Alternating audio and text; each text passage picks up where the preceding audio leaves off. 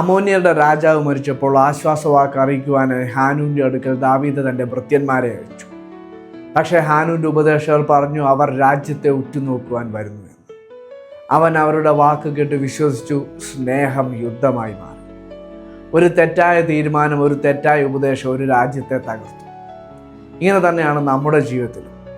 നമ്മൾ ചിലപ്പോൾ വേഗത്തിൽ പ്രതികരിക്കുന്നു, പ്രാർത്ഥിക്കാതെ ദൈവത്തോട് ചോദിക്കാതെ എടുത്തു ചാടുന്നു. പ്രിയപ്പെട്ടവരെ, എല്ലാ ഉപദേശങ്ങളും ജ്ഞാനമുള്ളതല്ല, എല്ലാ സുഹൃത്തും വഞ്ചകരല്ല.